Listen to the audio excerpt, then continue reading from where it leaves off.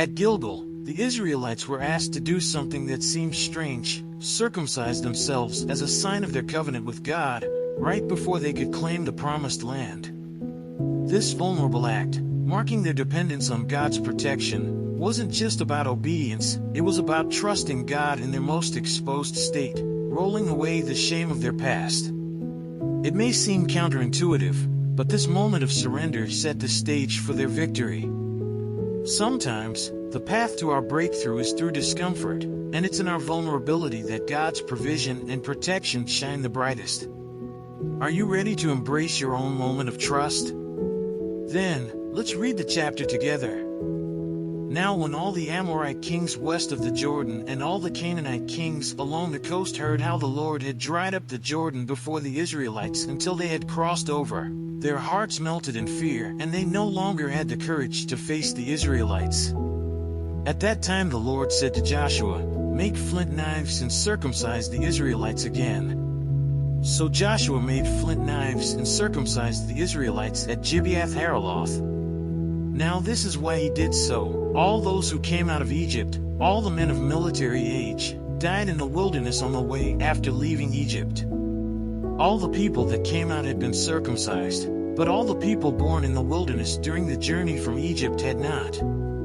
The Israelites had moved about in the wilderness 40 years until all the men who were of military age when they left Egypt had died, since they had not obeyed the Lord. For the Lord had sworn to them that they would not see the land he had solemnly promised their ancestors to give us, a land flowing with milk and honey. So he raised up their sons in their place, and these were the ones Joshua circumcised. They were still uncircumcised because they had not been circumcised on the way. And after the whole nation had been circumcised, they remained where they were in camp until they were healed. Then the Lord said to Joshua, "Today I have rolled away the reproach of Egypt from you." So the place has been called Gilgal to this day. On the evening of the 14th day of the month, while camped at Gilgal on the plains of Jericho, the Israelites celebrated the Passover. The day after the Passover, that very day, they ate some of the produce of the land, unleavened bread and roasted grain. The manna stopped the day after they ate this food from the land. There was no longer any manna for the Israelites, but that year they ate the produce of Canaan. Now when Joshua was near Jericho, he looked up and saw a man standing in front of him with a drawn sword in his hand.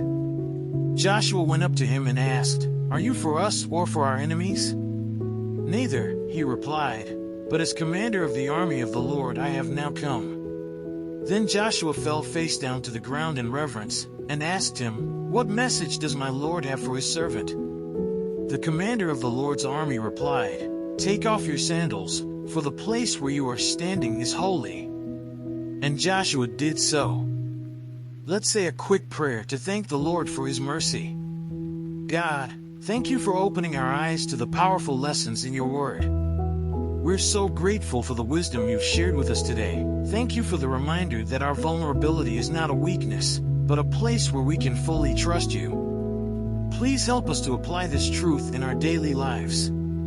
Guide us as we let go of what holds us back, and show us how to step into the victory you've already promised. We need your strength, your presence, and your protection as we move forward. We trust you, and we thank you for always being with us. Amen. So, what's holding you back from stepping into your own moment of surrender? What comfort, past hurt, or fear are you clinging to, when what you really need is to trust God in your vulnerability? Just like the Israelites at Gilgal, the victory you're seeking might be just on the other side of letting go and allowing God to lead you. This isn't just some spiritual exercise, it's about real transformation in your life. How are you aligning yourself with God's will, and what's your next step toward victory? If this message resonated with you, don't just leave it here. Dive deeper, apply it, and watch how your life begins to change. And hey, don't forget to subscribe and turn on notifications so you can keep learning how to embrace God's power and provision in every area of your life. And, as always, don't forget to check the last video and learn more about the scriptures.